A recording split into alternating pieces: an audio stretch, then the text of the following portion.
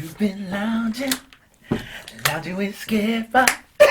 You've been lounging with Skipper. Oh, I want to welcome everybody to another episode of Loungin with Skip, episode 38. With this technology, with the Zoom and everything, it really is an advanced step. More so than what it was previously when I was just doing the audio. So now we can actually see each other, and to me, I think that's a dope thing. I can't be more grateful than having it this way. That way I'm able to reach out to different people that I know through my journey, from different cities. This man right here, I remember hearing about this name. I think it was like when I came back from St. Louis after going to college. It was like around maybe fall 2001. And when I would come back, it was a radio show on, I believe it was 95.5 at the time. And the show would come on Sunday nights. I don't know, 10 o'clock to 2 in the morning, I guess it was, 1 in the morning. And it was called Fat Laces. And I was like, yo, this is crazy. It's like hearing 88.1 for those that are from St. Louis. It was like hearing 88.1 on Friday nights back in the early to mid 90s, but hearing it all over again in the early 2000s. And I remember it being DJ Needles and Finsta. So I would always hear the name Finsta. And I think even before then, going to Blueberry Hill, I would hear the name, but I never met the person. And it wasn't until maybe 4 years later, I ran across him. I probably ran across him previously before that, but actually officially coming across him when I got introduced into the promotion company called Shrewd Marketing. And from there, that was when I began to understand and realize about the whole marketing and promotion game in St. Louis. And he was one of the guys that spearheaded that along with Solo, rest in peace. So I want to welcome everybody to the podcast, and I want to introduce Finsta, for those that don't know, out of St. Louis, the marketing and promotion guru of St. Louis. So I want to welcome you, Finsta. Thank you for lounging with me, man. What's up? Mr. Skipper Beat, what's happening? Oh, man, you know what I'm saying? Just finding different avenues, different creative spots to be able to still push forward, man. So I appreciate you coming to lounge with me. I want to kind of go into the aspect of, first off, where are you from? Southside St. Louis. Southside St. Louis. Yes, all day, every day. In your earlier years, what introduced you to the music game? I can say my uncles to a degree, but as a kid growing up, just seeing the evolution of rap before your very eyes was astounding and mesmerizing, the driving force to make you want to be a part of that whole era, and just the hip hop scene itself, or just in hip hop in general. So, was it something? So did you know at that time, like, this was something new to your ears as you were hearing it as a kid? Definitely, because we were around the same age, so a lot of times, like when you take the original story of how rap came along, is when the same time was when my coming of age was the same. So just seeing people, doing disco stuff, and then parties, and then house parties, and then moving from house parties into something to where one day the guys were breakdancing, and it was like, what the heck is he doing, man? Like, I can do that. I can do that. Now, were you seeing this in person, or were you seeing this on TV first? like I can't fathom the two because they probably all blur at that time. But one of the first times that I saw somebody breakdancing was on this show called That's Incredible back in the day. Mm-hmm. And they was like, this is a phenomenon of people and just doing this thing called breakdance. And then they had like 3 or 4 breakdancers come on there, kind of like compete Yeah. to see who was the best breaker at the time. Yeah. And from that point, uh, I think it was a show. It was a show that came on. I want to say I can't remember her name. It was a lady that had the show came on, and she had Rappers Delight come on. When Rappers Delight, when they came on there and did Rappers Delight on the show, Okay. I was on the floor. I was on the floor sitting there watching like the entire time, absorbing this phenom that it was just hit me in like real time. Mm.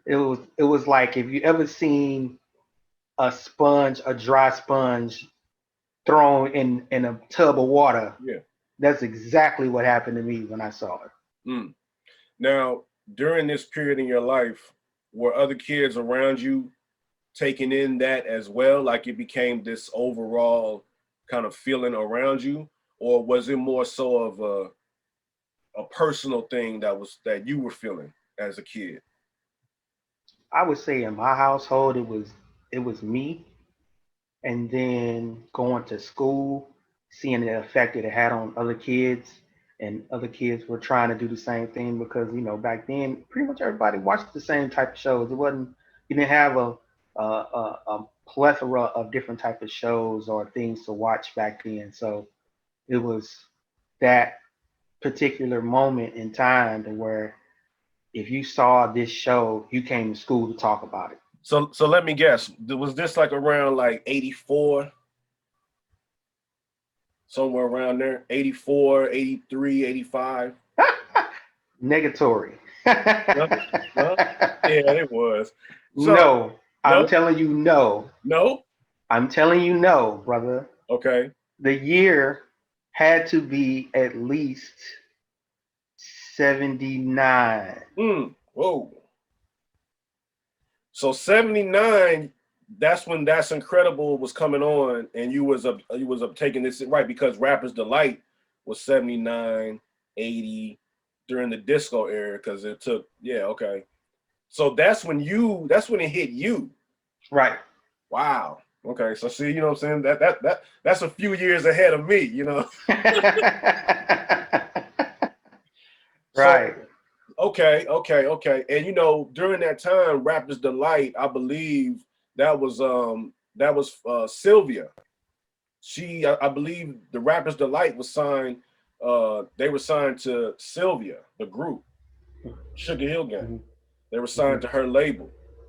Okay. You know what Yeah, I'm yeah, saying? yeah. And so she was the one that brought them forward to come out with that because Sylvia was early hip hop too. If you go back and listen to, what's that song that's I forgot the name of the song right now, but her album, man, was like, I think she produced for like the Moments, and Mm. that was, that was like low key boom bap in a way, but like on some R&B tip. Right. So during this period coming through, now the end of disco was happening. Folks was the phenom of this Rapper's Delight was popping up. It was still kind of disco, but Michael Jackson kind of came in and kind of changed the game up a little bit with the Off the Wall album, and he was becoming this shining superstar right on his own. And then, as we all know, you know what I'm saying, Thriller came along. And I think what happened for all of us, no matter how old you were or young or whatever, it wasn't until that moment when he did the moonwalk on was it the Grammys, right? Motown. The Motown 25 anniversary reunion, right? Yes. When he did the moonwalk, that was when everybody was like, "What the?" Because you know what I'm saying, that was a spin-off of that was breakdancing, in a way. So it was the way that you were feeling in '79 being taken in as a sponge, but him coming on the actual anniversary and doing that, it was like we all, as kids in that time, became sponges to it, right? That is correct. And so during that period, now we got these movies that were coming, Beat Street, Break In. What was your take on, hip hop at that time when Beat Street and Break In and those movies were coming into play?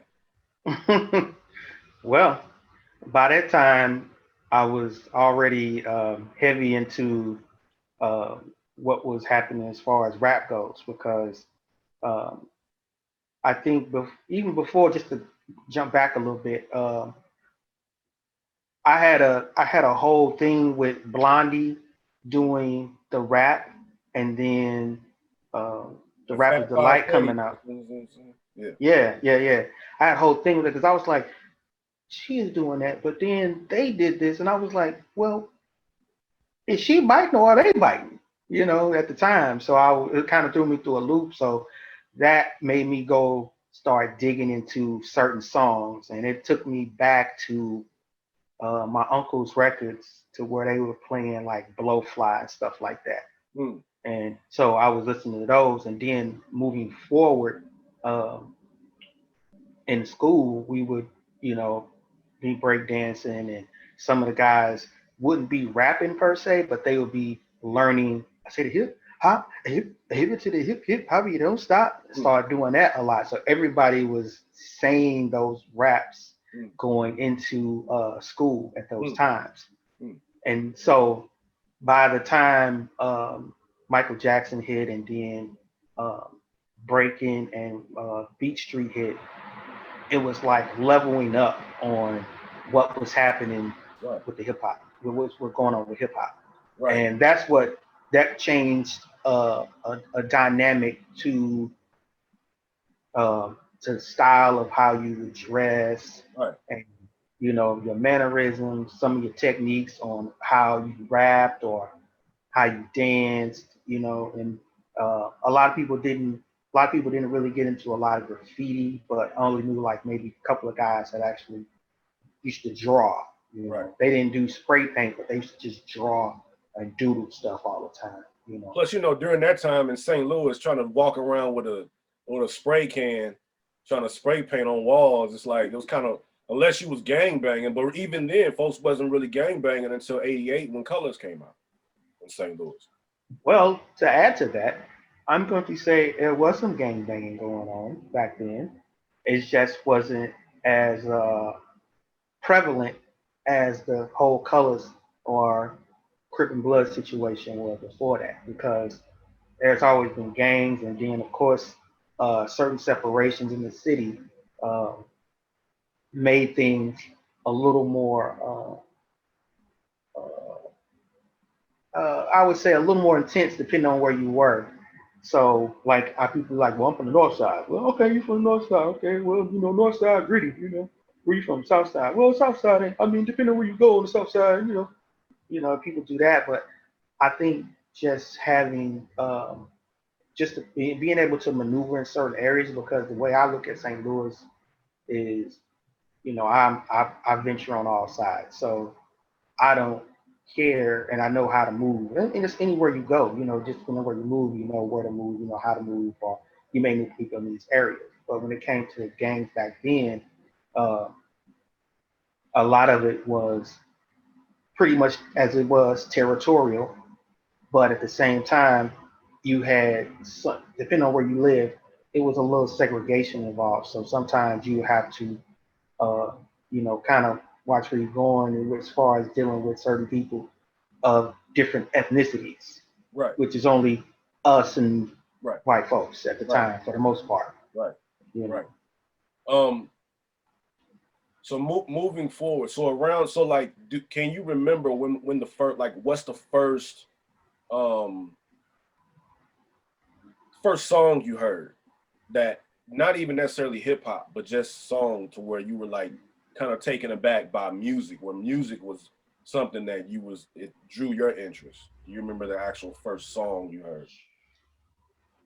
Man, I'm going to say I cannot, because maybe maybe I was just I'm just made up that way. Maybe I was born that way about music because even as a kid, um, I can go as far back as my grandmother. My grandmother used to throw some stupid dope house parties, Mm. and of course, me being a little kid, we could never go downstairs to be hanging out with the grown folks. Right. But when the grown folks ain't paying no attention, Mm-hmm. I'ma slide through, Yeah. Mm-hmm. And so my uncle, my oldest uncle, he had a group. He used to have a singing group back in the day. I can't remember the name of the group, but his thing was always, they grew up in the time of like the Temptations and Yeah. stuff like that. So they doing the moves and all that stuff. And so one time in one of the parties, he started doing the moves, and one of the parties trying to show his little routine off. Mm. Me, I picked it up immediately and jumped right in and did the routine. Mm-hmm. In And front so of it was everybody. like, yes, in front of everybody. Like it turned into a circle right there. And, he didn't have them, but like it was only like maybe like 4 steps to the whole routine. So it was easy to pick up. Mm. So it was like 1, 2, 3, 4. And I was like, man, I can do that. And I'm super young. Like Yeah. I jumped right in and Start did doing. the moves with them. You know what I'm saying? And grandmoms came around. It was cool for a while till, I got in trouble. Like, get your butt upstairs. Yeah. Yeah. I Yeah, think we but all, some of us that gravitated to the music, you know what I'm saying? That kind of story kind of happens to all of us because I remember something like that happening to me as a kid too. That's interesting that you mentioned that, you know what I mean? yeah. So going into the mid 80s, of course, we got Break In, Beat Street, that stuff is happening. Then it started becoming this commercialized type of thing with like the movie rapping and you know what I mean. Now during this time we got Run DMC coming on the scene. The way the rap music started to change.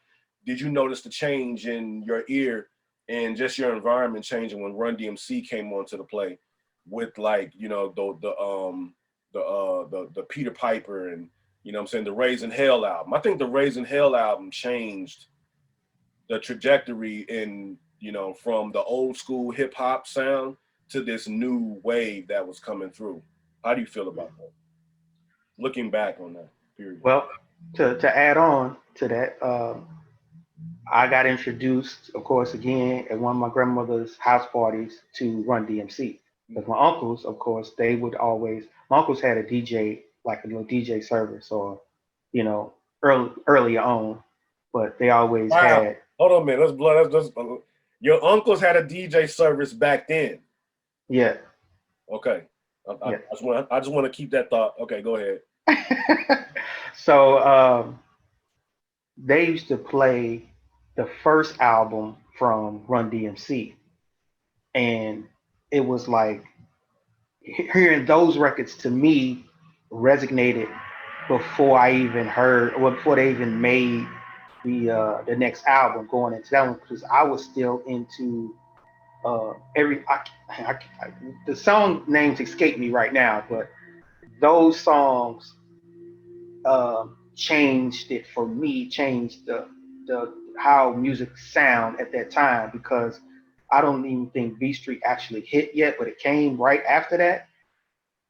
And so all of that stuff kind of meshed together. It gave me like the stepping stones of So hold on. how. So you were getting the advanced, like kind of the advanced sound of what was about to come before it actually came, but you were getting it because your uncle had a DJ service, so you was able to hear like certain songs like Beat Street, the king of the beat. I see you rocking that. Like you hearing like this song actually before the movie is even coming out. Type of, is that what you're saying?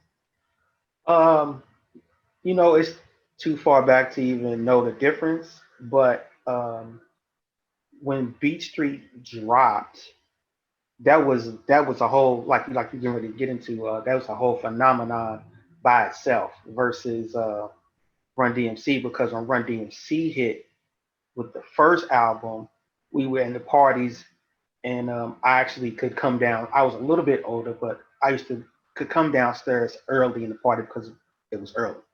But then when people started showing up, you had to go back upstairs, and then by the time I would go upstairs and be looking down over the side and be seeing everybody partying to these records. And then I would see certain reactions to certain records, and I'd be like, what is that they playing? And I would wait until the end of the party because everybody would be gone. It'd probably be some little bit of food left over, maybe some, party snacks or whatever. And it'd be a couple records, they still playing records, but ain't nobody really, vibing like there was during the height of the party. Yeah. So I would go over and look at the records and see what was this he was playing. And I remember seeing the Run DMC album right there, and I was like, who are these guys? They had the hats on, they still had the early stages of Adidas and stuff that was happening. Yeah. And it turned into a whole nother situation for me. And it was like, man. And so when I saw that album, by that time that gave me another step to going to the B Street and then going into the next Run DMC album, which all was probably happening, when I was in middle school. Yeah.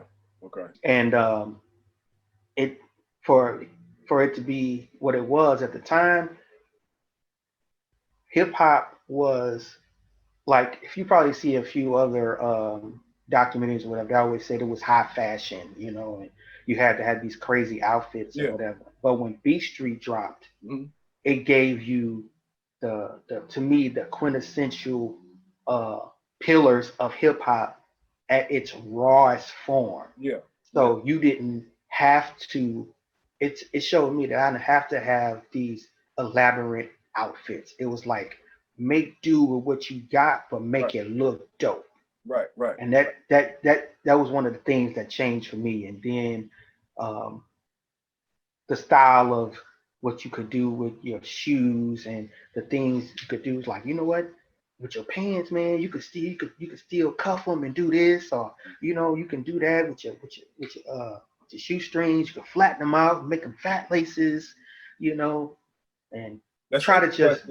That's interesting as a kid, already in your mind, thinking about how music effectively changed a kid's mind at that early age into where it becomes a situation where we still have that embedded in us today. Right. You know what I mean? I Right. don't think it's really been a culture that's been brought around amongst the generation that transcends from that generation into adulthood.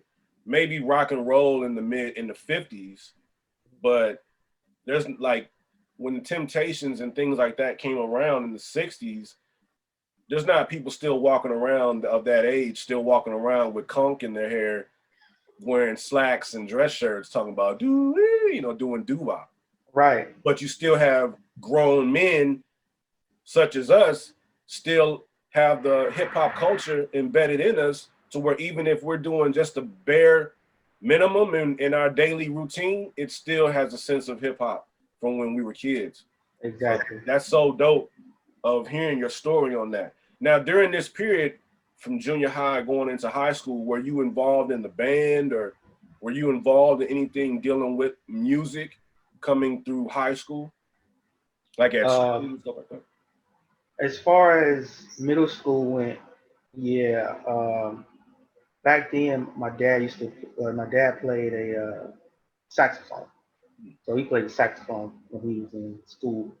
So he had a saxophone at the house, and he showed me how to play a couple of things, how to hold it, how to hold the saxophone. And so I went into band class in middle school, junior high, and I tried to play the saxophone. It was okay, but I don't think it really resonated with me. Yeah.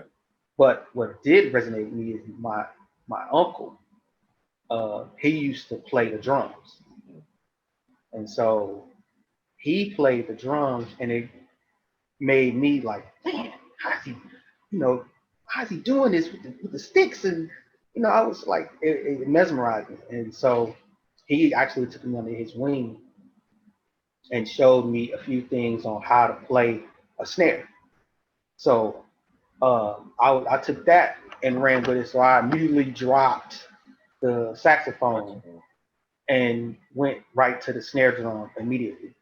So, and what's so dope about hearing that part about you going to the drums and how where hip hop was at that time when Rick Rubin did like the LL Cool J, the early Beastie Boy stuff, it was all based off of drums. So where it's like, so you at that age were gravitating to the drums, and not only are you gravitating to the drums, you're hearing the drums on these records. So now, because you're not really hearing saxophone being played on hip hop records, unless it's like a chopped up sax sound. You know what I mean? right, But right. the actual, so I'm seeing how it's forming. I'm seeing how it's forming for you. Hmm. So yeah, so continue. So you were playing drums and Right. So in school, I flipped from being in the sax, the brass section to percussion section. So I had the teacher there. He was a little tough. I can't remember his name, but he was a little tough. But he told me how to get the drum pad in order to practice on. And so at the time, it was like $25, and that was like unheard of. Like, really, $25, man, just to do this in class? I gotta have my own and sticks. Oh man! So I went and told my moms, and they got it together for me, and I came in, and it was like he told us, he said, if you don't have the drum kit or the drum pad, you can't play the drums. So it was only out of like 6 or 7 people, only 2 of us came back with the drum pad and sticks. what high school did you go to? Roosevelt. Roosevelt. Okay, okay. Yeah. So once we got that, then he showed me. By the time I got that in class, my uncle was showing me how to hold the sticks, and he was showing me how to play certain things and how to hold the sticks, and showing me paradiddles early. Mm-hmm. You know, uh, Okay. I saw the thing that said it was about to Yeah. stop. Do we need to Yeah, and then I got a thing. reload? Yeah, I extended it. It was saying Oh, that. Yeah, I extended it. So I don't know why I said that. okay. I was making sure because I didn't want to get cut off in the middle. Okay, back to But, where I was going. but whatever the case may be, I can always just edit and start it back, and we can continue. Okay, You know what I mean? So okay. So once my uncle showed me, how to do like paradiddles and stuff like that, he wrote it down in a book for me. So I had like it was like a cheat sheet almost, but I had like a little folder yeah. that had all these different like drum patterns and stuff that I learned from him. And then the teacher gave us like some easy stuff to do. And by the time the teacher showed me the easy stuff, it was boring. I was like, this is crazy. Like he ain't really showing me nothing. It's like, and he'd show you, okay, here, this is what the class is gonna play. This is what you gotta play. And it was like class would be like, burn, burn, burn, burn, cat, burn, burn, burn, cat, burn, cat, burn. I was like, this is stupid because my uncle was playing, he was he always liked he was heavy in the drums and when he was at Roosevelt. And then he used to hang out with the guys that used to the drum corps called Lancers. Okay. And he used to, Lancers. yeah. So he used to hang out with those guys, and they would, if you ever look online and you see them doing a thing, it was like drumline before drumline, Got you. and they would, do their thing or whatever. And I just think I was like, that was crazy. That was crazy. So uh, the teacher, I never really learned anything from the teacher. I learned more from my uncle in the drum section, going into the whole percussion situation. So So was this during high school? this was middle school. Okay, middle school. So did you Yeah. take any of that going into high school? Did you want to join the band in high school, or did you join Um, the band? well, going from middle school to high school, I had a I had a whole situation. My uncle took me when I wasn't ready, but he took me to one of his high school performances, Okay. and it was to play the snare and maybe a little bass. So but I you were just wasn't. going to just play the snare. I was going to play the snare, but at the same time, I did have a few lessons on the bass. But at the time, I guess somebody like he was getting ready to go do the whole thing or whatever. He was like, "You want to go? I need one of the guys not showing up to play the snare. All I need you to do is just do a roll on the snare. You know, just do a roll. That's all I need you to do." And I was like, "Okay." He said, "Let me see you do it." So I did it. He's like, "All right, cool. Come on, let's go. We're going to the school. Get to the school. I'm out here with the whole band at Roosevelt, with the whole band. It's key. It's like, to me, I'm a middle schooler, dog. Like, I'm gonna handle it, but it was intimidating because I'm here with everybody that's, they sound way better than middle school, junior high kids, playing. I'm like, yo, this sound way different. So I jumped in. Advanced. Yeah, way advanced. And so uh, the teacher that was over the band, he came to me and he was like, what are you doing? He's like, he just gonna play a couple roles because what's his name ain't here. So he was like, all right. So the teacher went up there, and then when I had never played, now this is my first time playing with an entire band at one time, and my mind was too busy. I think my mind was too busy absorbing and not focusing on what I was supposed to play at the time, that I kind of I wasn't zoning in on what I was supposed to be doing at the time. So uh, I didn't freeze. The thing was, I didn't freeze. It was, I started playing and I lost time. So, but the teacher saw that I was losing time and he tried to tap me back in. So he was tapping me back in, like, this is where you at. This is where you at. And I was like, okay. Then he gave me the nod and I was back on. And I was like, cool. All right. But then they threw me a loop and said, jump on the bass. I was like, what? Jump on the bass? He said, yeah, that's even easier. All you got to do is, all you're doing is hitting one every four, or like something like that. So it was like, boom. They was doing, I remember the song was the Muppet Show theme. So all I had to do was go.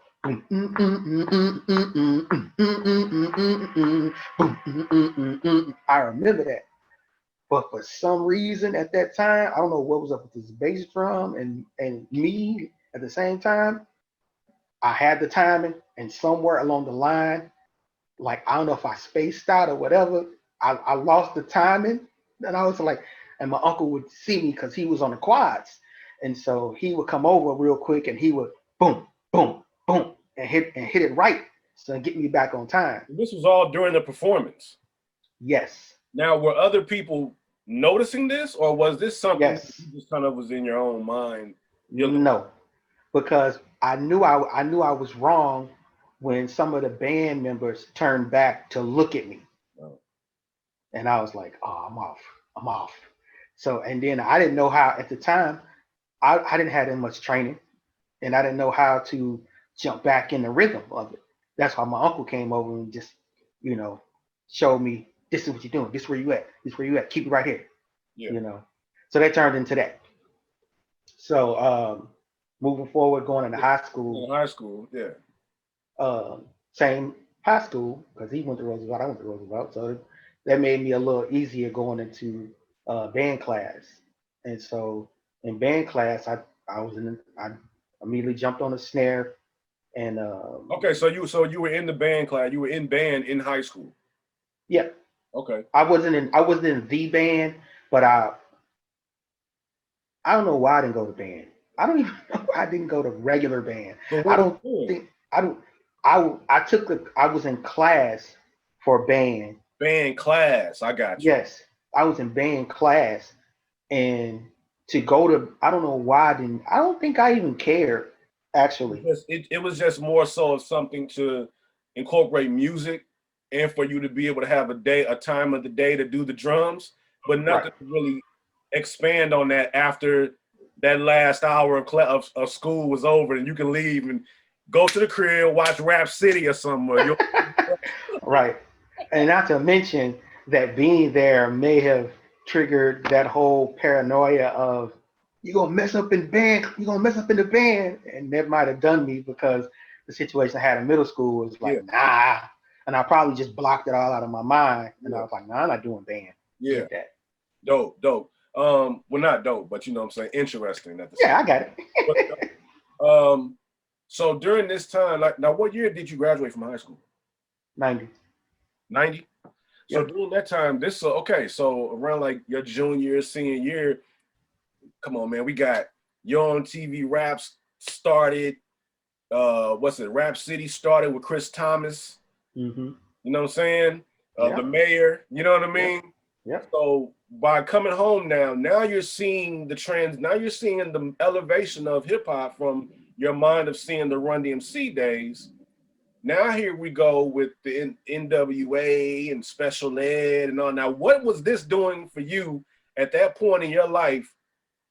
I mean, because I know for me at that point it was like, what in the hell is this? Like it was all just like it was, man. Looking back on that time, it was so refreshing and just dope. You know what I mean? And it's Yeah. crazy because the other day when I seen a little clip of Queen Latifah's The Equalizer, and every time I seen Queen Latifah, I'm like, man, I'm like, wow, man, she came a long way because I remember, man, back when You on TV Rap City first came out, and they used to show that Ladies First video, and I used to hate that song. Like, with her and Moni Love.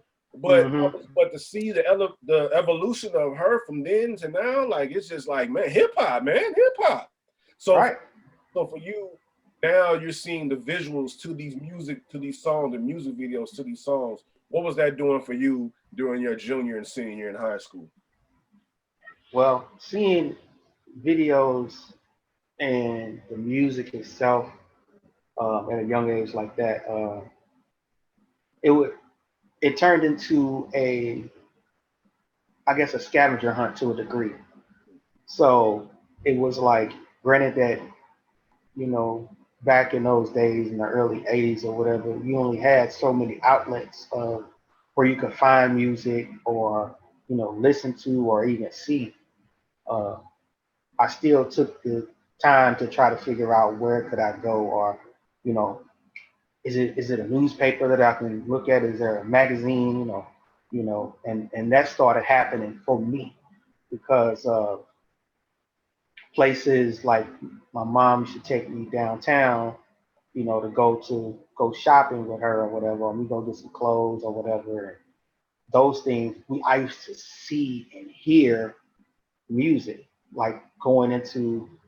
I'm really telling my age. I've already told it, but when you go into Platiners and stuff like that, and they are playing Flatners, music, when you flatners, man. yeah, when you going on in there and they playing music that I haven't heard yet.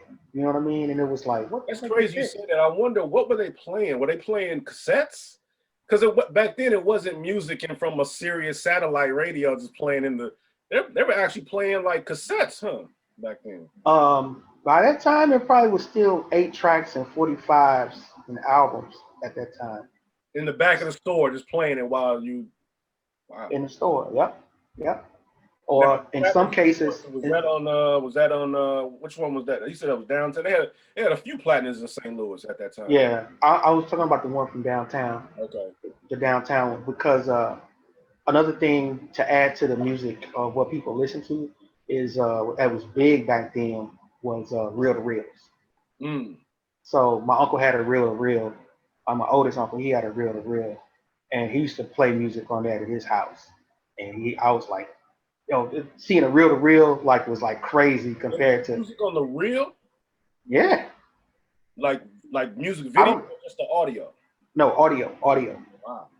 So it was like a cassette but bigger. Right. Right. So I would probably say that was a few years before cassettes was introduced. Mm. So, um, but with him playing music there and then the stores playing music, there was one time that I was with my father, and he took me somewhere, and this introduced me into the promotion game.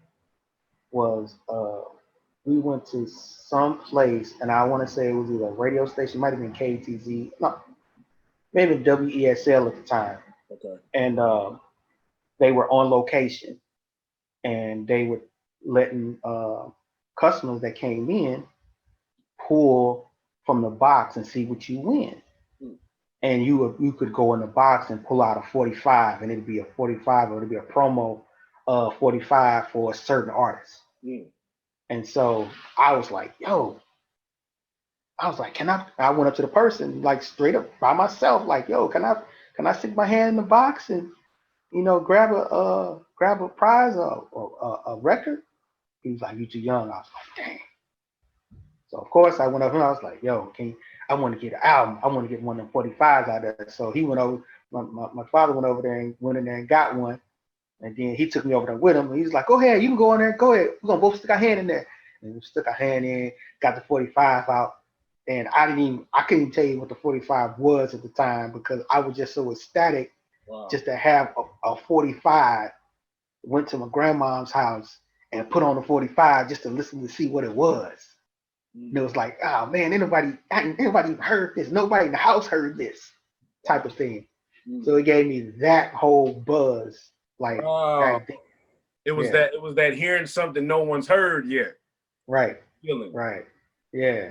And that was my first taste of like record promotion or marketing or promotion when it came to music. Wow. And this was around when? This was high school? Nah, this wasn't even high school, man. Okay, I'm still like all that stuff is still like middle school stuff, but to get back to the situation where we was at, going into high school and in the 80s and stuff, and when like special ed and stuff kicked off, man, like that was an explosion of music, style, culture, everything that hit. It kind of all hit at one time, and every day it was like something different, So when like after Crush Groove hit and the time where Special Ed came out with I Got It Made. Oh man, when that hit, that was like that toppled everything that was happening because it was like, what? Because I went from, or at least the vibe went from, okay, even if you didn't have the best like Izod or lacrosse or whatever, it turned into that because of what he said in that record. And of course, him following that, upping the game was Slick Rick. When he came out with the children's story and all that, and came out with the whole Truck Jewelry and Big Daddy Kane. Big Daddy Kane. Yes.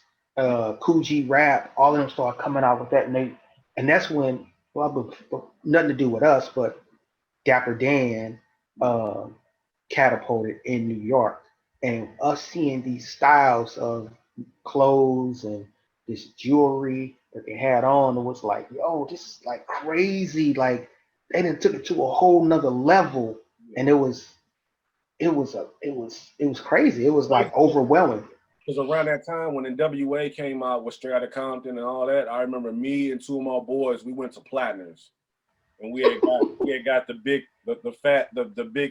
gold chains. Yeah. Two things turned green like 3 days, man. Hey, for that one day, we felt like NWA walking on. I was like, that thing was, man, I'm telling you that the chain, man, it was like during that time, hip hop, man, was just taking over. So you graduated from high school. Yeah. You know what I'm saying? Were you rapping back then, or were you like, you know what I'm saying? Like, were you just kind of just more still of a consumer of the music? So in high school, my last junior and senior year, my last 2 years, I became the guy to know what was about to hit. Wow. See, here we go. So So you what became a happened? star. So everybody was coming to you like, yo, so like give me an example. Like Okay, so let's say, well, how it all began was, of course, just seeing music and hearing music, and you had to have it, right?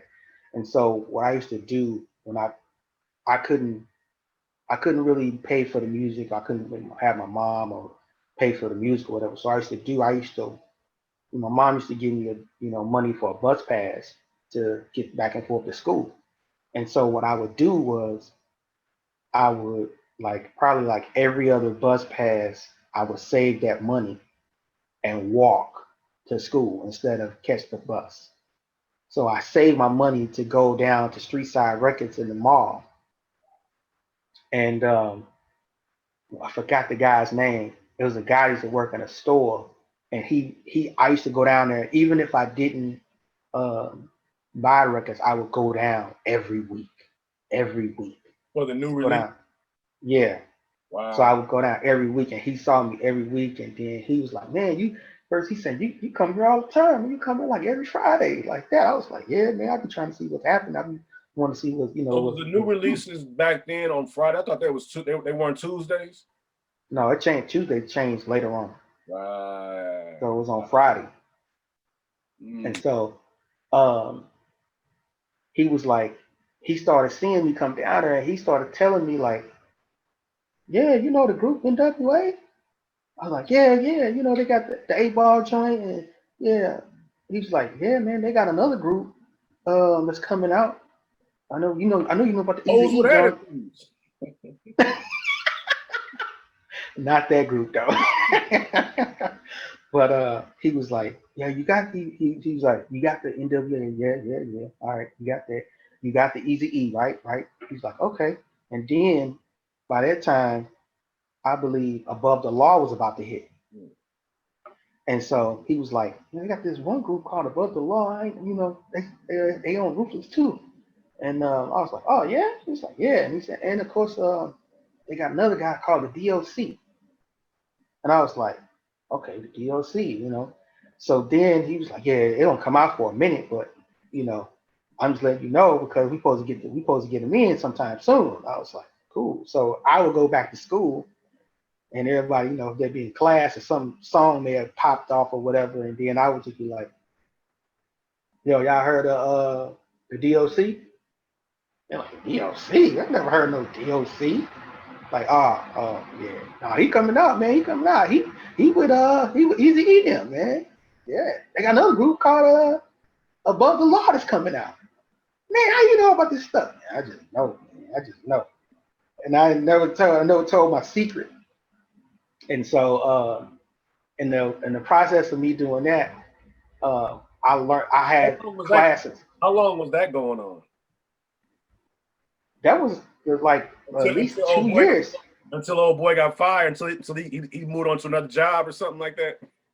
And you ain't see him no more. It's like, damn, man, that was my Well, plug, man. well, I can say this. So I used to go to Camelot Music. He worked in Camelot Music downtown, and Mm. so what I used to do that was in the St. Louis Center. So I would go to Camelot Music first because I knew he was there, and so from Camelot Music I would go upstairs to Music Land after that Wow. to see what was going on. So Wow. I would go, and I'm like, it's two different stores. They can probably have the same music, but they probably don't advertise the same thing. So I would go there first. That's a smart. That was some smartness right there, man. That's a smart thing. Okay. And you building your connects because you may know old boy downstairs at Street Side, but you may know somebody else upstairs at Music Land. Right, right, right. Okay. So um, moving moving up and down the stairs like that, different floors, and then seeing what people advertise gave me, I guess the know-how to be like, oh, I can go back and say this, and this coming out, or this, and this coming out to people, and they wouldn't even understand where it came from because they probably didn't pay attention to a lot of it, or they probably didn't even go, look into it like I did. So at those times when what was it? The rap magazines got heavy, and Word up. yeah, Word Up. Uh, there's a few more. Word Not up. the sort. A rap beat. Yeah, yeah. I knew it was something rap something, and then Because the source. the source didn't come out to like 90, 91. Right. So that's what I was about to get into. Like this was all before the source hit. Yeah. So when used to go get, I used to get these magazines, and they used to have the posters in them. Yeah. The posters Yeah, inside. inside the magazine. Yeah. So you could go buy the magazine, then you get the poster, Yeah. or they may have a whole, one page. It might be an ad, but Yeah. at the same time, it's a poster. You know Yeah. what I'm saying? Yeah. So you could pop it out Yeah. and put it on your wall. Yeah. And so that's what I used to do. I used to take all of those and then take them out and then put them on my wall at home. Wow. So back to school, people would start kind of trying to give me some competition on certain records or saying that have you heard this or have you heard that? And I didn't get into the the rhetoric of trying to say I knew this before y'all. I would just say what I knew. Yeah. Right. And I didn't care if I heard it or not. Like one dude was like, "Yeah, you saying all the stuff you heard of Gigolo D?" And I was like, "Nope." What about Choose the Folks? Nope, I ain't heard of it. And I would just leave it at that. It wasn't, Yeah. people was, I wasn't taking, pride in it. That was Wasn't just a that. competition thing. It was what you actually know versus what you actually don't know. Like, no, I don't know it, but I do know Right. this. Exactly. And it was the fact of me knowing uh, certain artists that were being, I guess, publicized before, like their record dates were coming out, made it different from people that was like didn't heard people that heard of, well, unheard of people that were coming out or had records played already, because it didn't make to them in the classrooms, it didn't make sense. I don't know what these people are. Oh, but he said that what's his name, Special Ed album about to drop in 2 weeks. Oh, I'm listening to him. I don't care about these other people he's talking about. I ain't never heard of them, but I heard of him. And that's what it turned into. And so More of the commercialized artists that were on the uprise, the rapport that you were building with these commercial artists that was still dope hip hop artists, people were going to you for that versus the underground, super underground cats that didn't nobody know that, let's say, somebody else knew about.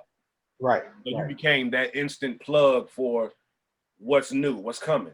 right, right. Gotcha. And so that's how you ended off your junior, senior year in high school. So after you graduated, now here we are now, 18 years old, adulthood kicking in.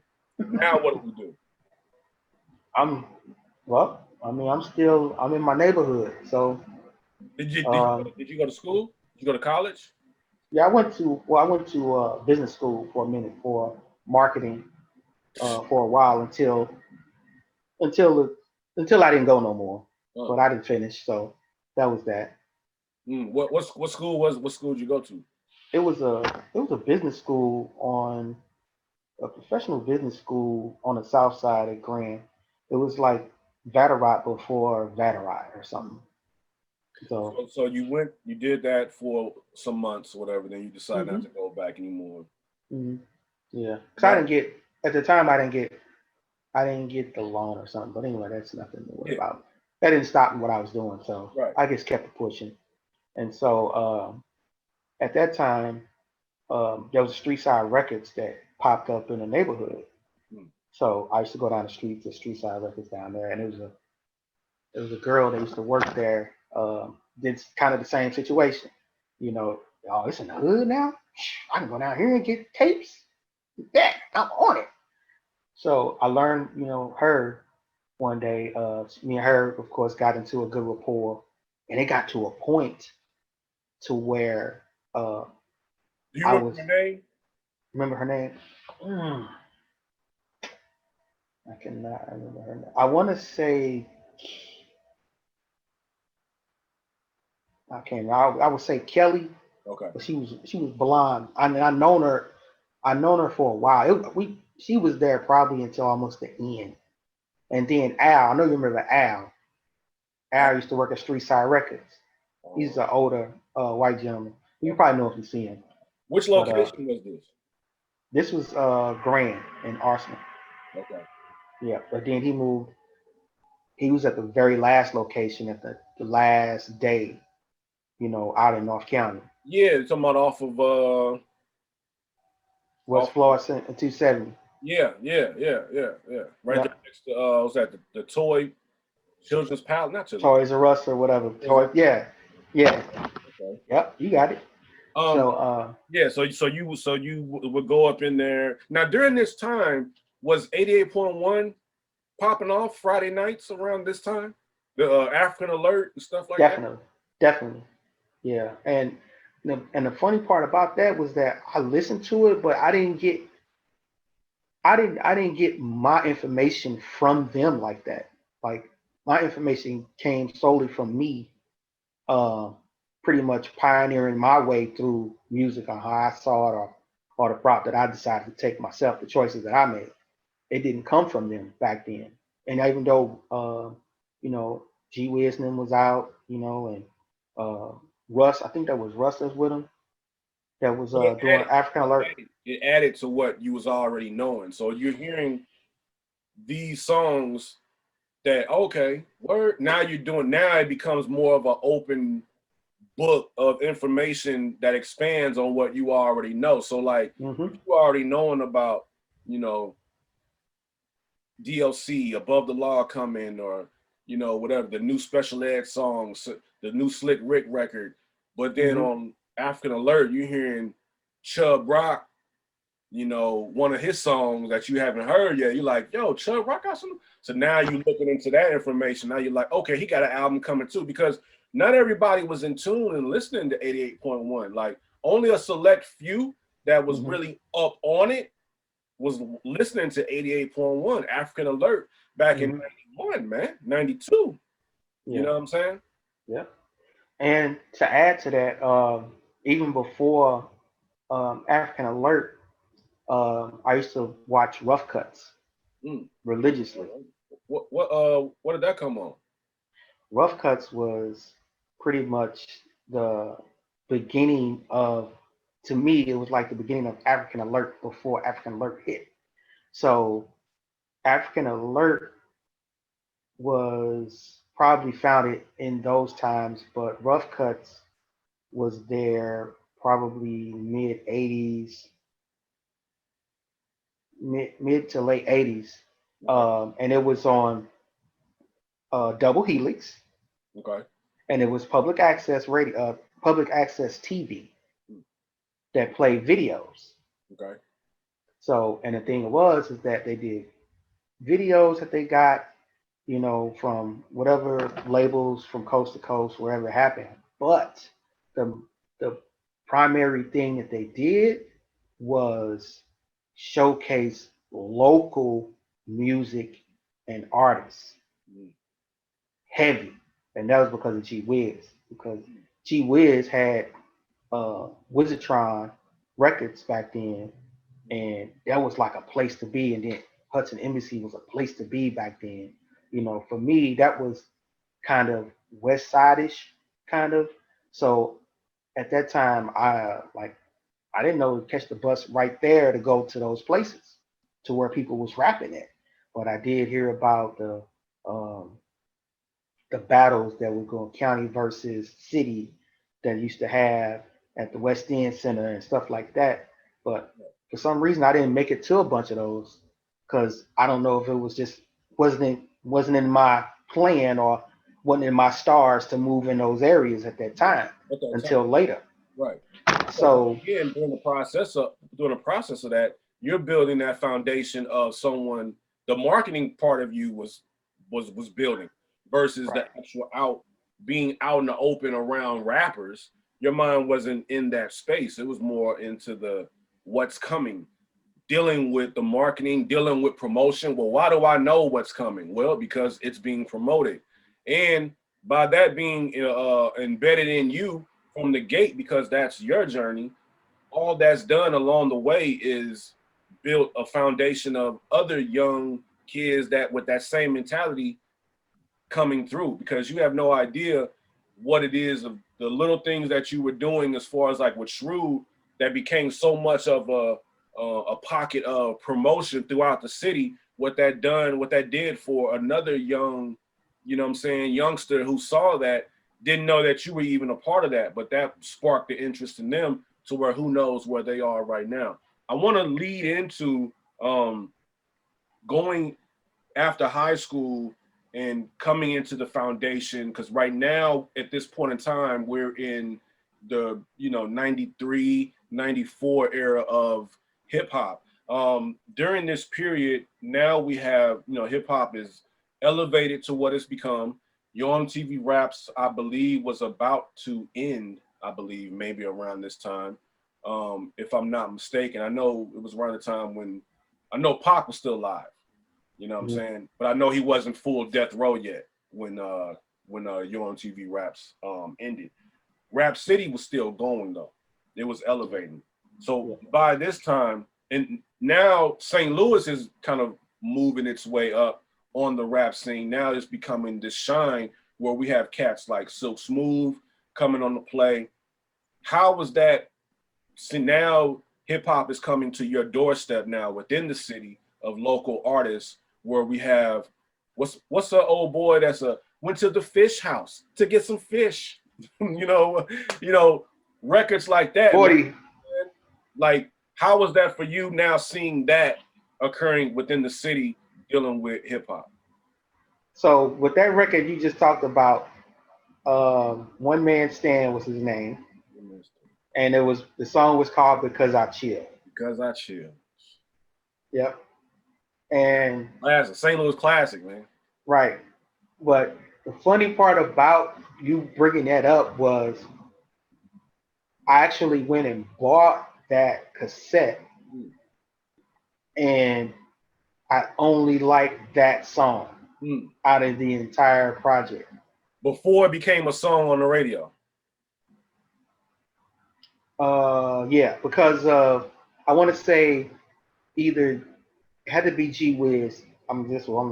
That had to be a fact right there. G Wiz had to tell me or play that record for me to be like, okay. And then Magic playing the record going in. I was, interesting. And then Magic played that record religiously. And I'm like, yo, what's going on? Like, and with him doing that, with them playing that record and then me hearing it, nothing against, I don't take nothing away from him because I actually met One Man Stand. He was a cool guy. Yeah. But I did not like the music. It made me feel like there are so many other rappers here locally or anywhere else that sound better than him. And how is he getting all of this shine? Which made me in turn be like, I need to make up some songs that sound better than this. You know what I'm saying? Which turned me into writing more and doing songs. So that particular artist, that particular song, that what I just mentioned triggered you into saying, you know what, I want to start writing and this, that, and the third, kind of get more involved on the aspect of like, if this man can do it, I can do it. Like, you know what I'm saying? Not, like you said, not to knock what that man was doing, but once again, everybody's journey is meant for another person's journey. So maybe that was also a part of your journey to see, because in order to handle all aspects of marketing and promotion and this, that, and the third, you got involved with it all. To understand it all. You know what I mean? Right. I'm pretty sure it was along the times that you got sat behind a drum machine, try to program a drum machine with the samples. Somewhere along the line, you probably made a beat or two. Am I correct? Yeah. Yeah. Definitely. Yeah. See what I'm saying? But that's not what you do, but you've done it. You know what I'm saying? Yeah. Now, during this time, you join with a group once your skills started getting up. Then you join with like a group as well, like in St. Louis, like a crew. I actually created the crew. You created the crew. And Yeah. what was that crew? What's that crew's name? Ruckus Crew. So that was you. So you're the creator of the Ruckus Crew. That is correct. And what year did this come about? Man. To give it some depth, it would probably have to be around 94, Okay. around 94. Okay. That's what I'm saying. So in that timeline, now it's like, okay, I got this crew. Who all are members of who all were members of the crew, and are from the original members then, or are they still members now? So well, everything started for me rapping. Of course, I was by myself. So it was me alone Wow, that's crazy. doing stuff by myself. And at the time, I didn't. This is probably 90, probably 90 or 89 or so. And we used to have, of course, the double tape decks, and I used to make the pause tapes to rap over, on the karaoke machine back in those days. And so from there, in my hood, of course, people come over to my house, hang out, whatever. And of course, we listen to music and all that stuff. And my uncle, he stayed on the floor below us, and of course, they still doing the DJ thing. This uncle in particular didn't. He was the one that had the group back in the day, but my other uncle still did the DJ service stuff. So at that time they were doing parties, stuff like that. So um, at that time I would take on raps by myself and just do raps and just write them on paper and stuff like that. And the guys in the neighborhood used to come in my basement. My basement was like Rap City the basement because I put up posters and I had turntables down there And and this all was that. 94, 95. This was Yeah, this was like 90, 91 easy. Yeah, 91, 92 Okay. easily. So at that time, some of the guys would rap, but I would never rap because I'd be like, okay, okay, But then, When you heard One Man Stand, well, I'm gonna get to that point, but to get to, I gotta say this to get to that point. So I started rapping because the guys were rapping, of course, in my basement, and I started recording people, just to hear their voices play back, you was doing all just that. over the turntable. Hmm. Yeah, yeah. So that turned into okay. Now I got it. Since I got all this time and everybody going home, I can do a rap or something. Fine, I can do one of these raps or whatever. So I started writing a few raps or whatever, and then I did a few songs, and then I uh, kind of put like some life things into some songs, and kind of came up with my own little EP, and just started doing stuff as a whole. And then I just presented it to like the to my neighborhood, and it went from there. And so I had one guy, Egypt, one of the youngest guys in the neighborhood that stayed on the next block over from me, came over by himself, and he had to be no more than like 11 or 12 at the time, and was like, "Man, I want to rap." Okay, come on, let's go. Let's go try to make something happen for you then. What, you got some raps you got wrote already, So I'm trying to help him critique his raps, you know what I'm saying? Helping him putting words together, and no, don't say that. Put this there, you know what I'm saying? And that turned into that. So he was the first person. It was just me and him rapping And who was at that? first. And who was that today? Hmm? And who was that today? Who is that today? Yeah. E? Huh? You talking about Egypt? Oh, that's who it is? I'm saying the 12-year-old. Yes, his name is still Egypt to this day. Okay, Egypt. Okay. Okay. I Yeah, met him. Okay. Okay. yeah, yeah. And I mean that would make sense because that's how elusive he was. Okay. So he stayed in the hood heavy. So but at that point when me and Egypt, my uncle that I went to band with and all that stuff, he used to take us places because I could get in, but Egypt was way too young to get in. So we would try, finagle the situation and get us in to try to go rap or whatever. So that's what we should do. Then it got to a point to where later on, we would start making a lot of stuff bubbling. Then I ran into another guy that we had a little group for a quick second. His name was Second Soul. And me and him met on the basketball court in Fanning Middle School basketball court. I was just rapping one day, and then he kind of got, fired up a little bit. He was like, "What? You here rapping? You out here rapping?"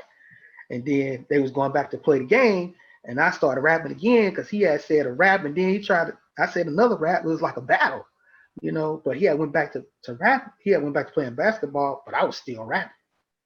And so right after the game, he gonna come over and try to say another rap. Rah, rah, rah, rah, rah, rah. They was like, woo, woo, woo, yo, that was crazy, y'all. Yo, both of y'all killed it. Both of y'all killed it. Then I get a phone call from him, like, yo, man, trying to do some rap songs, man. What's up?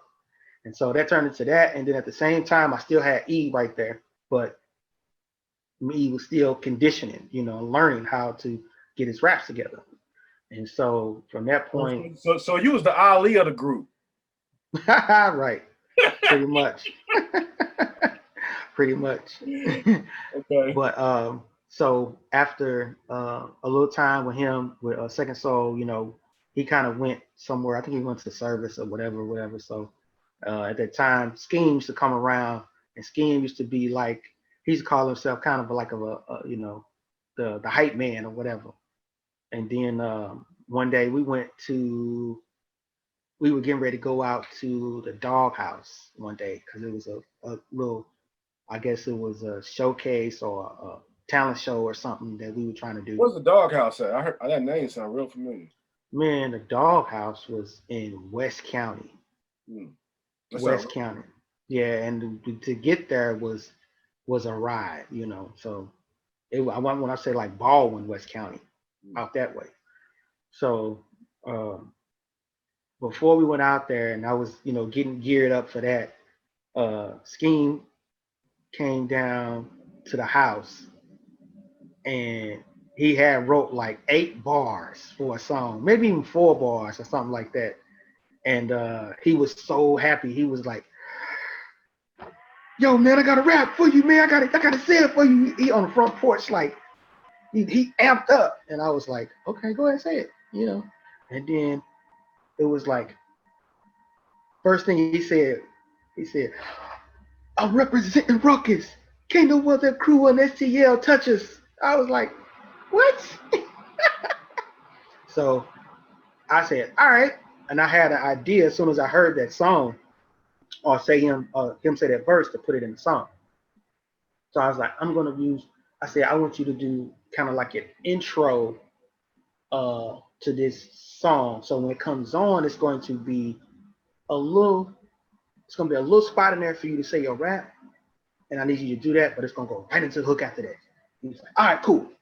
So we get out to the doghouse, and what's his name? His name was Plato at the time, aka DJ Chaos.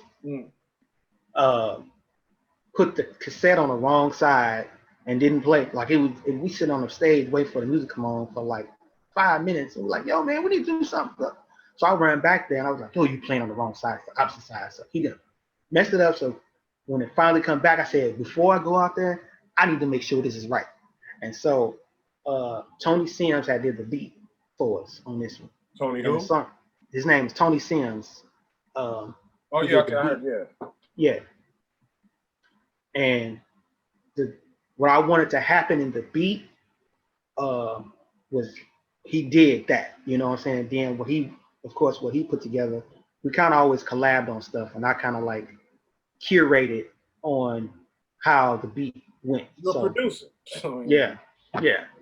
So I was P. Diddy, right? So when the beat dropped, and I wanted to make sure the beat dropped at the beginning to get everybody's attention. And so I didn't know it was going to drop, but I know he had it on out where everybody could hear it. So as soon as the beat dropped, boom, everybody went, "Whoa!" I said, "Cut it off.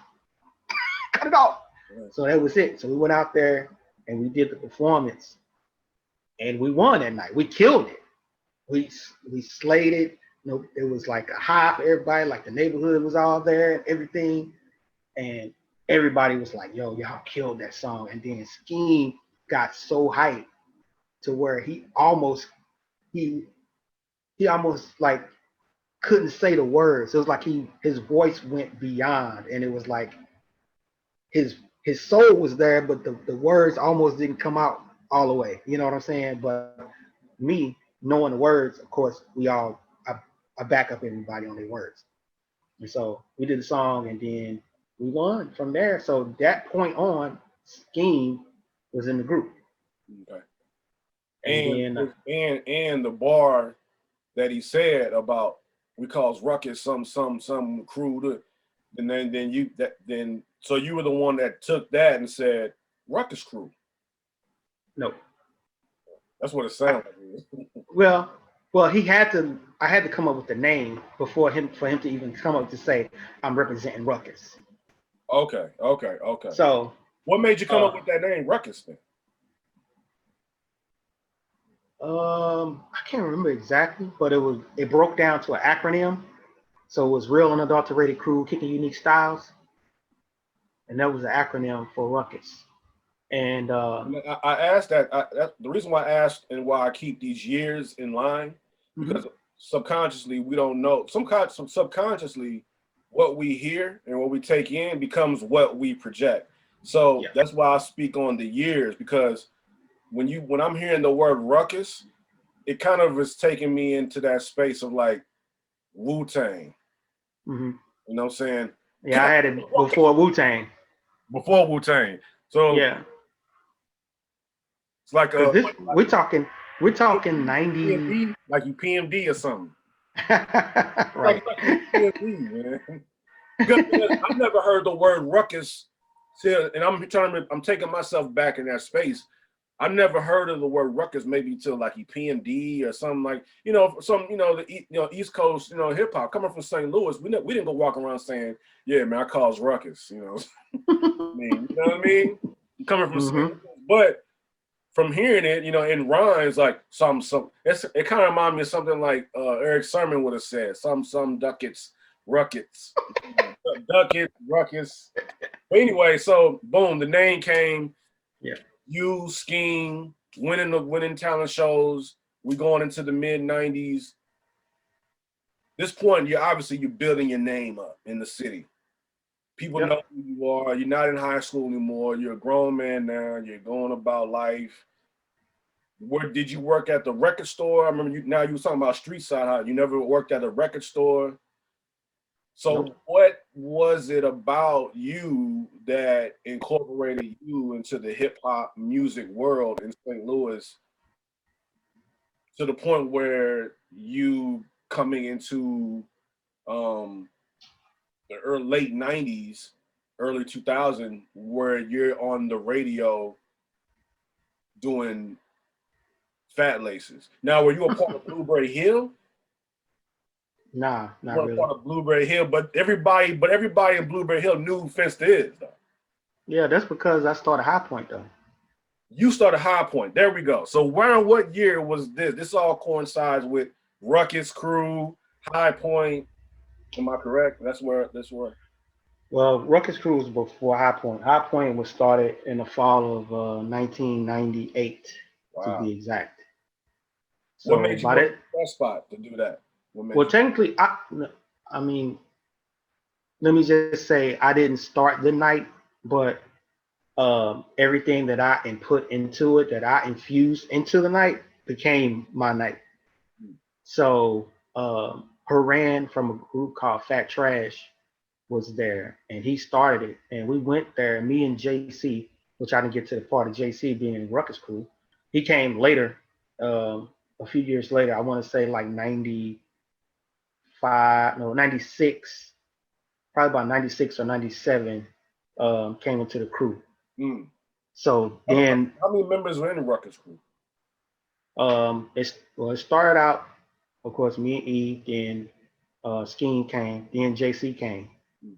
and then last was CJ was one of the last guys because Egypt would be not nowhere to be found sometimes. MIA. Yeah. So he kind of came in to take stand in for him on a lot of stuff. So, and yeah, that was the crew.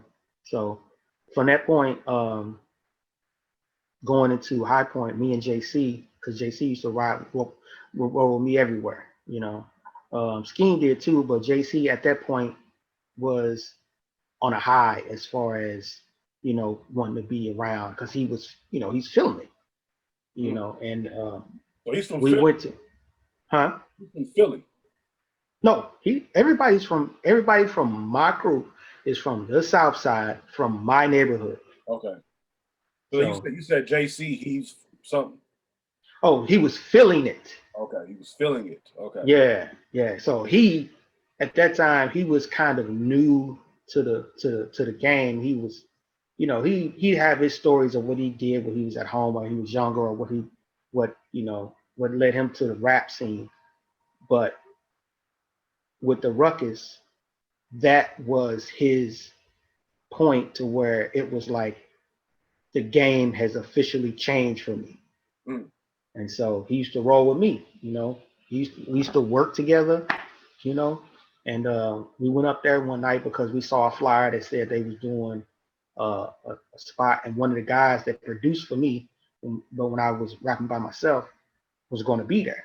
And so I was like, cool, I'm gonna go show out, I'm gonna go, show some support to Big Al because they're gonna be up there tonight, doing their thing. And then, they got up there and, the show was happening, and Big Al had an artist. He wasn't even supposed to rap, but he knew the raps. But his artist wasn't there. So he just went up there just to be like, yo, my man ain't here, but I'm gonna do a couple of the raps. And he was trying to do it. And he said later on, he had just jumped off stage. I'm out. He was just trying to represent for his artist. But then he saw me in the crowd. He was like, man, if I knew you was here, I would have had you go up there and do the songs I produced for you. And I was like, I would have did, it's all good. So from that night. This is 98, a High Point. Yep. Was that Sunday nights?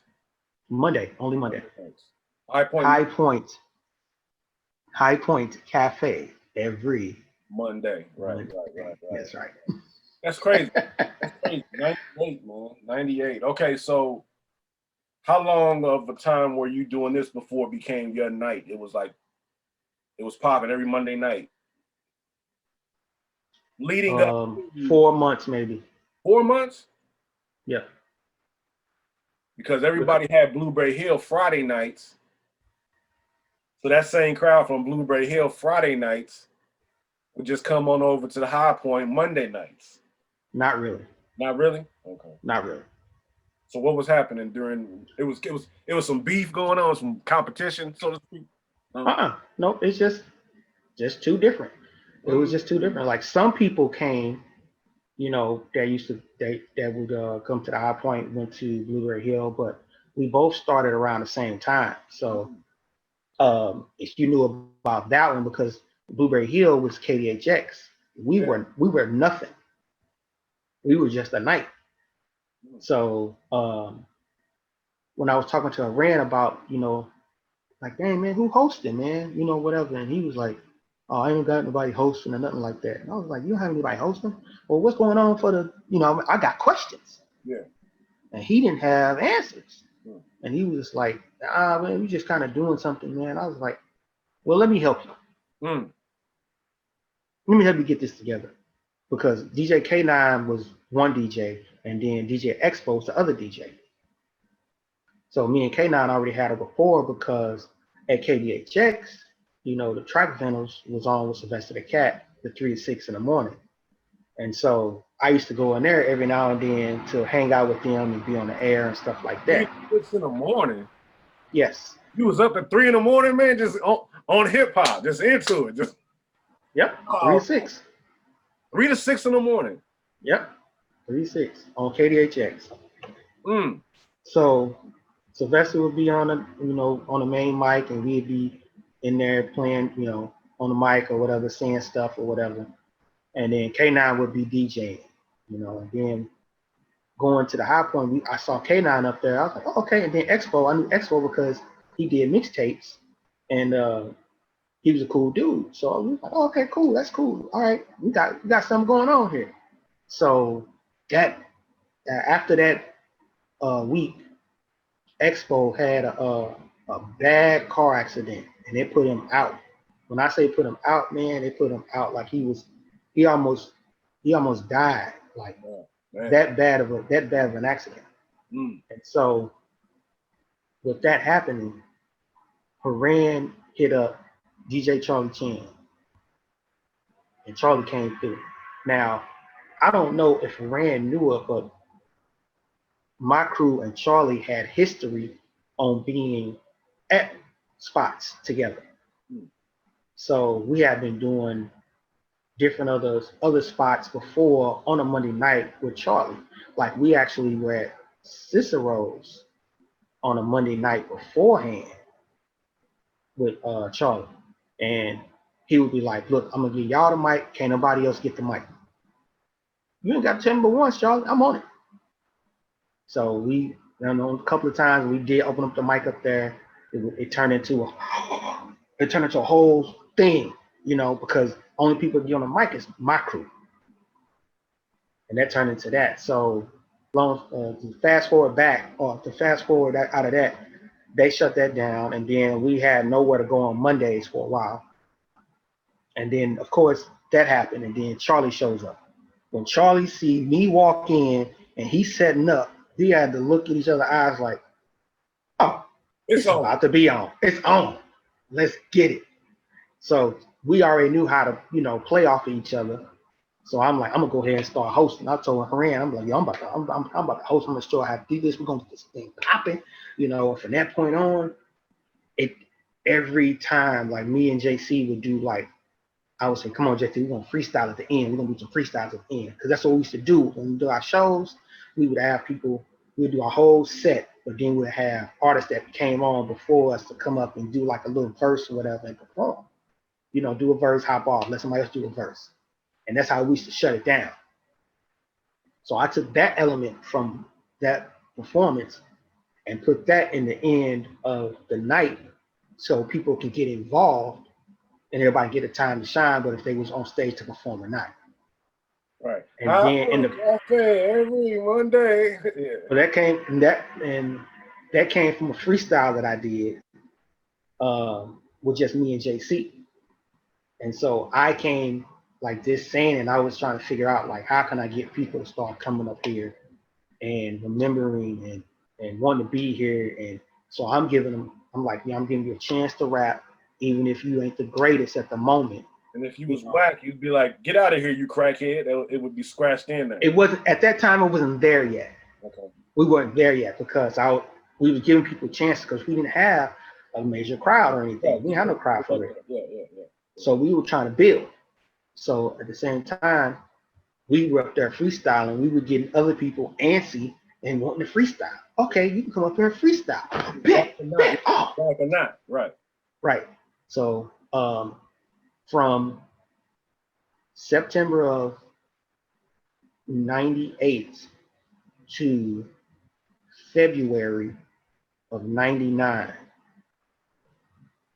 I had a guy from the Riverfront Times come up to me and talk to me and was like, hey man, I like what you guys are doing up here. Is it all right if we do like a little article or something?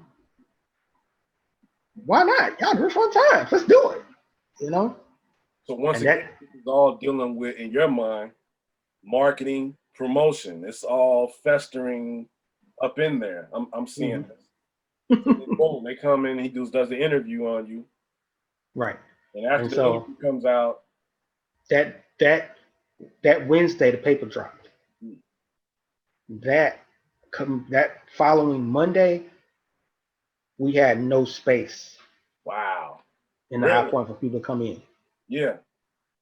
So it'd be like a line coming up those steps, coming up the stairs. Man, it wasn't even, you had to get up the stairs. If you couldn't get up the stairs, you couldn't get in there. So it was that jam packed. I had never saw it that packed. I was like, whoa. And I said, yo, this Riverfront Times thing that took us to a whole nother level because they interviewed me, I pretty much was the head interview, but then they talked to the other DJs, of course, Charlie Chan. Then they talked to other people that were there, and then they had somebody to come do photos and stuff like that. Oh, And it turned, you all had a photo spread too? yeah, it was photos in the Riverfront Times too. Wow. Yep. So um, once that article hit, man, and it was the same time that the Pope was supposed to be in town, The and who? so I was the Pope, Mm. and I was like, man, it's the same week the Pope gonna be in town, man. I don't even know if we gonna even get. I was hoping we get the front page or something, you know. And Randy was like, well, we just wait and see, man. I mean, I know you know the Pope's here, and you know, and all that. And then he never told me, and so he was like, the paper's out. And I was like, cool, I'm gonna go find one. So I went down by Street Side Records on Grand Arsenal. There was a paper. It was some Riverfront Times papers down there. Man, I saw my face. On the Riverfront Times front? I was like this. I was posed up with the mic in my hand, like, arm extended, saying something. I don't know what it was, and then Charlie Chan behind me in the back on the tables. I was like, "Oh my God, I need all these papers in here right now."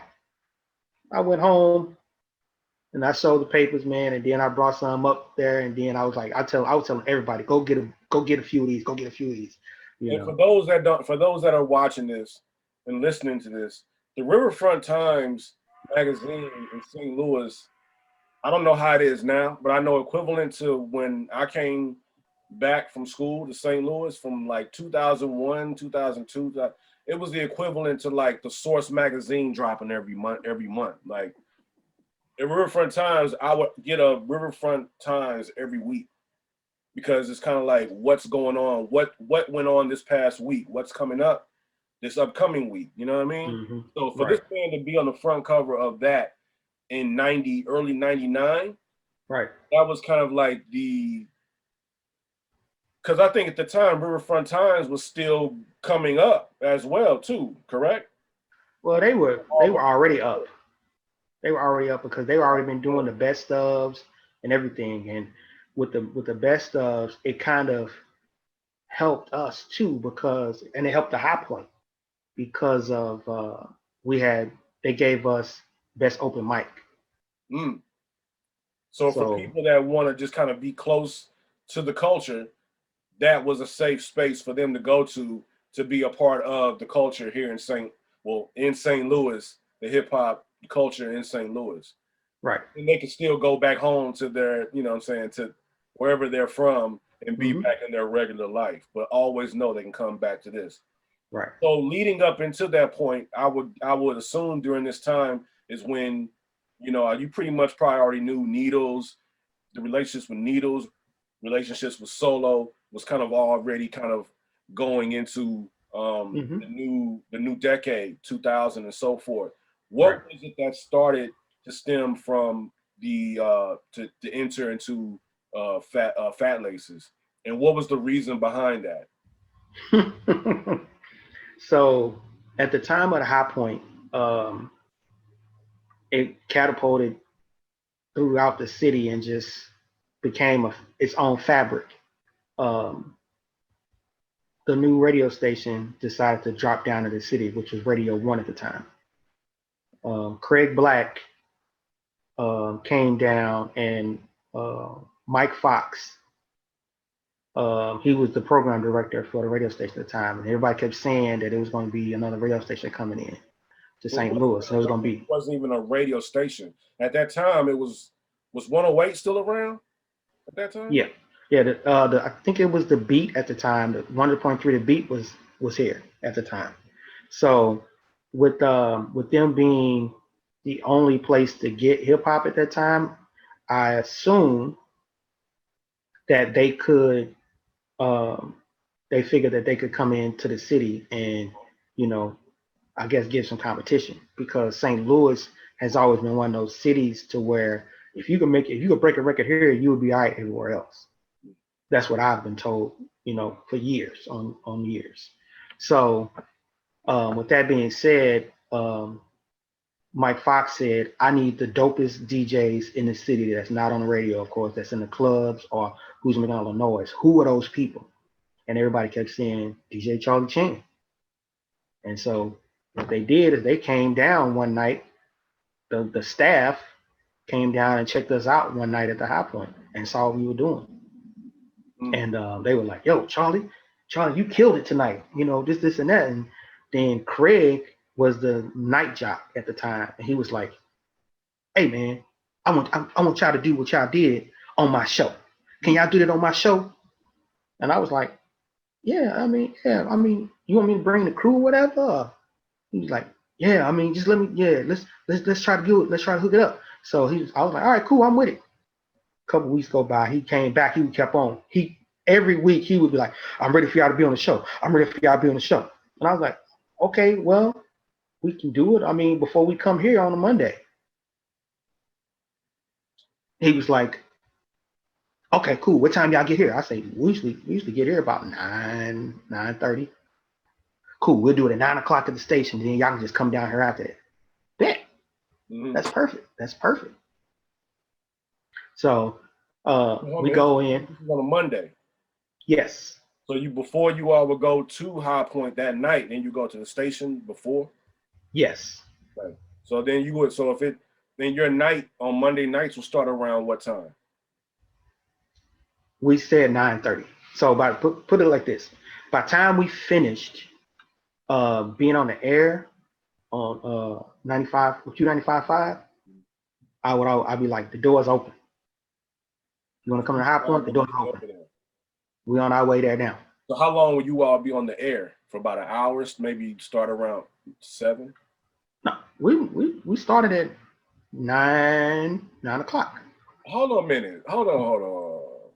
So you would basically be on the air at the same time that the actual place is kicking off, so where people can automatically go to High Point, be there while you all are on the radio, to where then when you all are done, you're still there, and it's already a DJ there playing music, to where by the time you all leave the station and come to High Point, now you're on the mic, basically pretty much like kind of wrapping up the night, so to speak.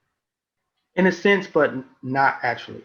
So the night at High Point, the DJ would start spinning at 9:30. We start at the radio station. We would come on about 9, and then we'd do the whole set until for about 30 minutes. And so by the time we get done, we'd already be open. The DJ already be playing. Okay, it's only 30 minutes long, set on the radio. Yeah. But that's like double promotion. That's like, and whose idea was that? Mine. Marketing and promotion, man. Okay. So you were doing that. You all started that. Now this was you and Chan. Yeah. Chan would come up. He would come in and he would DJ for us on the radio station to do, instrumentals and stuff like that. So we'd start off by rapping and stuff like that. On the air. On the air. Oh. Yep. And so from that point, we would go from there and then go down to the High Point and do our thing at the High Point. Now, for those that are listening and watching this, keep in mind this is a FM radio station that was. It's not a problem flipping the channel and hearing this on a wide scale, and these guys are on the air freestyling like it's a FM station towards the end of the dial. This is like we're talking like in the middle of the dial. You know what I mean? On a night. Right. Yeah. 10,000 watts, easy. This is going to Warrenton, and this is being spread out, man. This isn't just no local in a 5-mile radius. Not at all. Just cats on the spitting over instrumental hip hop instrumentals. Exactly. So what led to so now the success of High Point is going. What led you to transition from that and, like I said, getting Needles and starting Fat Laces? Because I want everybody to know, and I still have copies of that to this day that I have transferred to CD. I got volume. I got about a good 4 to 5 CDs of Fat Laces to this day. Good, I need them. I was like, yo, I gotta record this. I gotta record this and remember this, man. because this was on a major platform, underground hip hop. I'm talking about on a Sunday night for a good 3 hours, man. Yep. And coming from St. Louis, I found out about Soul Tide through Fat Laces. My first time hearing the Cash record, the ding, ding, ding. And I'm like, Two-step, who is this? It's like, Black Spade, and Black y'all Spade was featuring like, Cash. St. Louis's own Cash, woo woo. Y'all playing Soul Tide, y'all playing all these, and then stuff that I have never. It felt like listening. It felt like I was listening to like one of the DJ Premier Future Flavors or something, man. but on in St. Louis, man. And I'm like, yo, who are these guys? Like, and just in where I was in my life at that time, I'm like, yo, I gotta get to know these guys. These guys that are hip hop cats. I'm just keeping in mind, I'm just getting back to St. Louis from finishing school. So Right. I'm trying to get into the mix. So how did that happen, man? How did that go about to where you were able to be on that platform doing it? So with me doing KDHX from 3 to 6, but like I did that for like 10 years, bro, flat out with Sylvester and the track vendors. And of course I learned the board and how to run, the board and the show. Um, one day from me just doing a show up there and at Q95.5, one day I just happened to call Needles, and Needles had just defected from 100.3 The Beat to Q95.5 to do Fat Laces. So he was already doing Fat Laces? Yeah, because he started on 100.3 The Beat. But it was just him playing music, right? Yeah, he would talk, but he didn't talk a lot. But he did talk on the show, and then he had a host with him. I can't remember what Nikki's name was at the time, but she was on there, and there was a couple of people. I think it was one of the person that was on the show with him. But anyway, he had just came over to Q95.5, and I just called him because, of course, I'm from just my idea was to let me call Needles and congratulate him on, moving over and having a new show on a new station, on the same show but a new station. But what's up, Needles? You chilling, man? Hey, man, just want to congratulate you. Well, he's like, hey, man, you doing anything right now? I was like, no, what's going on? What's up? Hey, man, I need some help. Hey, can you run a board for me? Sure, why not? I'm on my way. Went up there to run a board for him on the show. And I was trying not to talk at first because I didn't think it was my place because it was his show.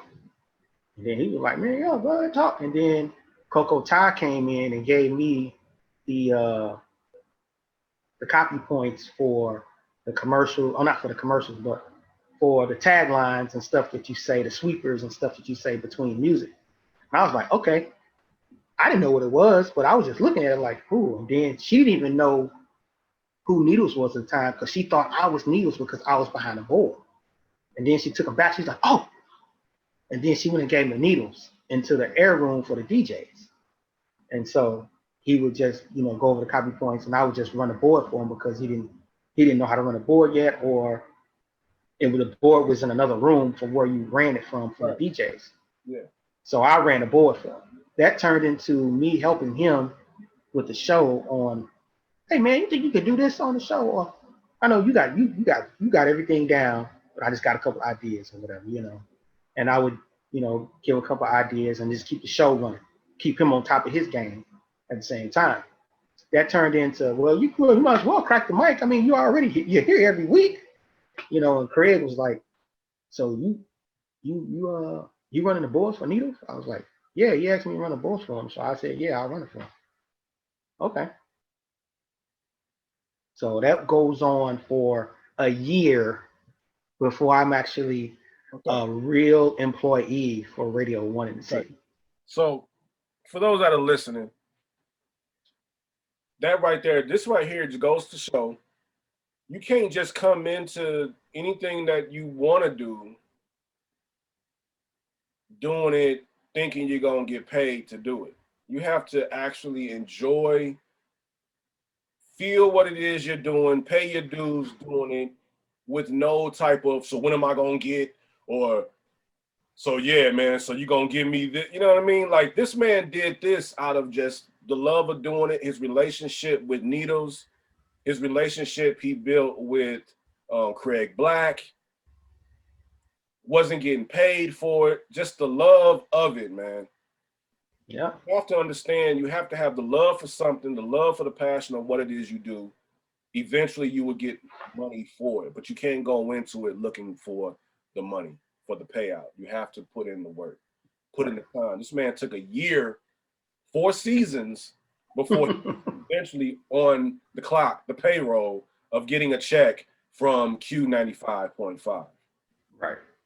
So I want to just put that out there for people that are listening to this that don't know about that aspect of it. You have to put in the work, Yeah. even if you're not getting paid. More so like an internship.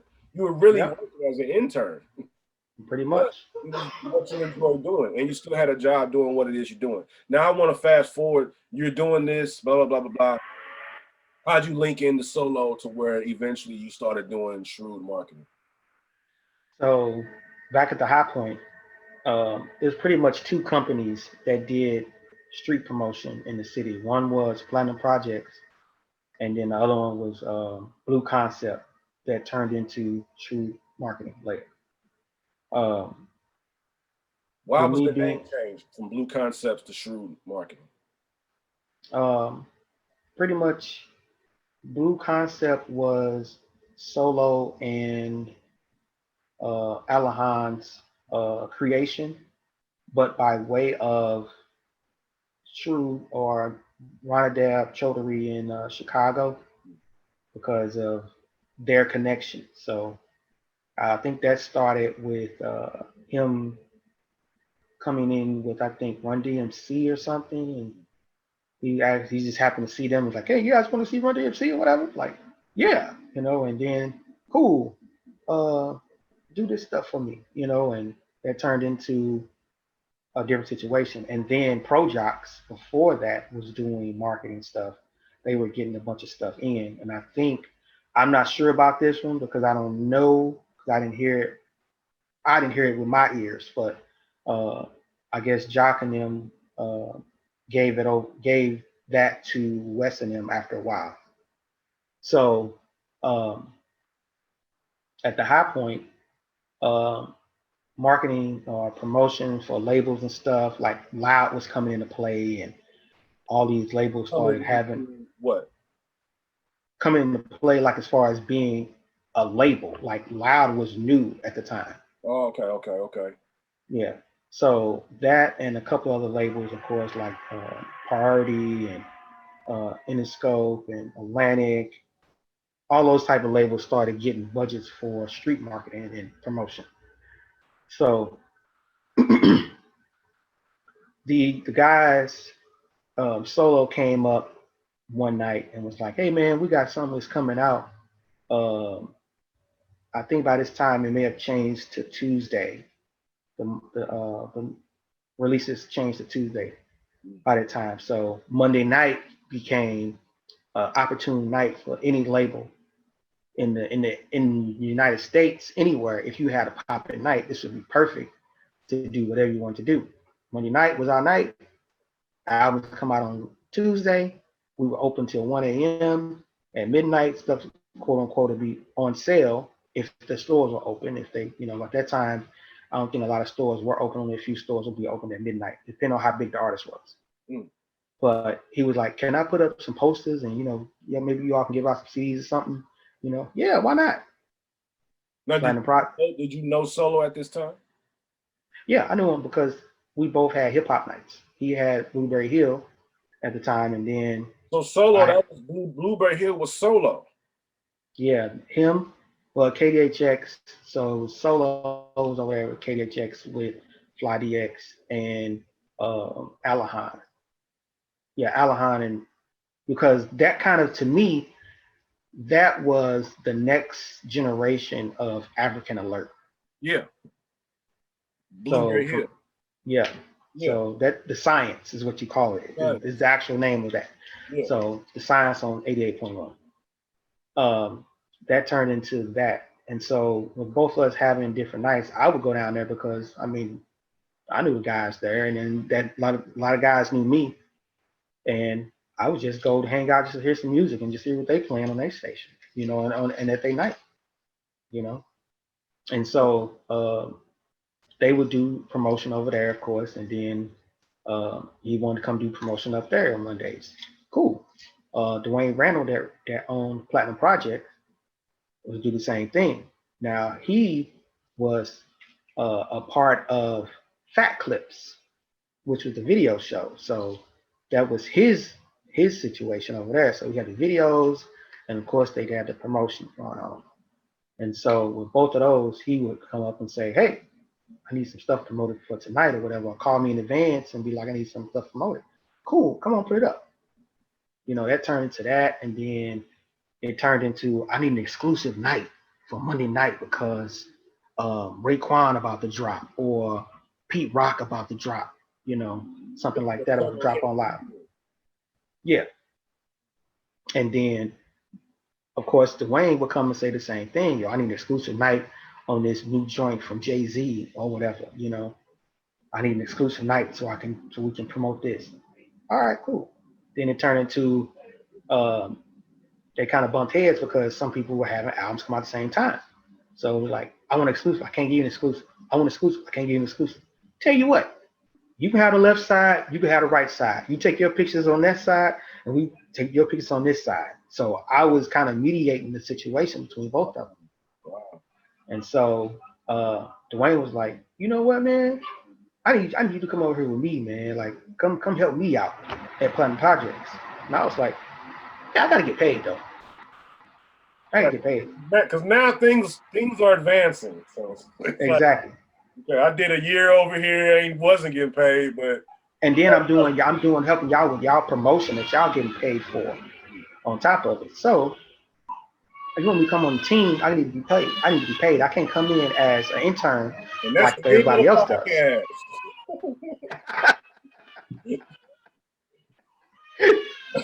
Facts. That's the end of the podcast. Hey, look, maybe we can continue, you know what I'm saying? Because I know, you know what I'm saying, your shorty crying. Yeah. Listen, Finsta, I appreciate you, man. You know what I'm saying? We're going to do a part 2 on some later, you know what I'm saying? Yeah. But this right here was a real good interview, man. This went on, it seems like 3 hours, you know what I'm saying? How can people reach you, man? Like, to, you know, if they need, because I mean, you have your own company as well. How can they for promotions of nowadays? Like, how can they reach out to you? Everything across the board is AMP St. Louis, AMPSTLOUIS. Anywhere you look, that's me. That's my company. Authentic Marketing and Promotion is the company that I've been running for the last 11 years. So, yeah, we'll get into we'll do a part We'll do a part 2. Finsta, I appreciate you, man. I don't want to hold you up, man. But I'll let you know about this episode. Hey, congratulations to you too, man. Appreciate it, bro. All right, thank you, man. No doubt.